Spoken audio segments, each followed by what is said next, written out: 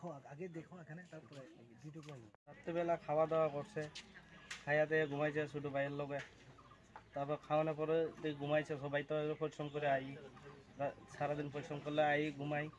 এরপরে সকালবেলা উঠটা দেখি যে উঠে না মা। তারপরে ধাক্কা দিছি, ধাক্কা দেওয়ানোর পরে উঠটা দেখি যে না, মার তো অবস্থা কাহিলে দেখা যায় মাথা আলগা। হ্যাঁ, এরপরে ছোটো ভাই দিয়ে দাও লয়ে এক সাইড করে বুঝে দিছে। তারা কইলে কোনো শব্দ করে না। এরপরে এই মৃত্যু দিয়ে আমরা দেখিয়া মানে রক্ত শক্ত লাগানি দেখিয়া আমরা দেখছি যে পুলিশকে, তারপরে খবর দিছি, ভয় পেয়েছে।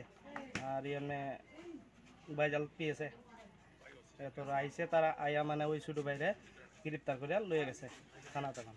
তোমার মার কি নাম? নাম হয়েছে পার্বতী জরা, আর যে মার্ডার করছে এটার নাম হয়েছে মানে হরিচরণ জরা। কি হয় তোমার? আমার ছোটো ভাই। কি কারণে মার্ডার করছে?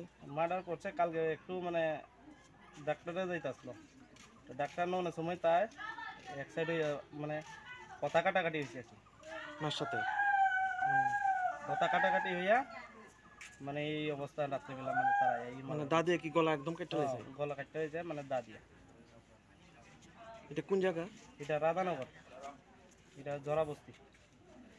সকালবেলায় 6:30টার দিকে আমাদের থানাতে খবর যায় যে রতনপুর জরাপাড়া রাধানগর একটা ঘরের ভিতরে একটা মহিলা নাকি মৃত অবস্থায় রয়েছে। সাথে সাথে আমরা আসি এবং আমার সিনিয়র অফিসাররাও আসে।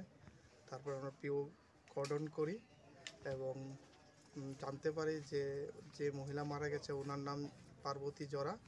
ওনার ছেলে, ওনাকে ছোট ছেলে ওনাকে মেরেছে। তো ডেড বডি এখন ঘরের ভিতরে রয়েছে, আমরা ফরেনসিক টিমের জন্য অপেক্ষা করছি। স্যার অ্যাকচুয়ালি ঘটনাটা মানে মৃত্যুটা কিভাবে মার্ডার করেছে স্যার? এখন ইনভেস্টিগেশন চলছে, ইনিশিয়াল স্টেজ। এখন তদন্তের স্বার্থে আমরা কিছু বলছি না।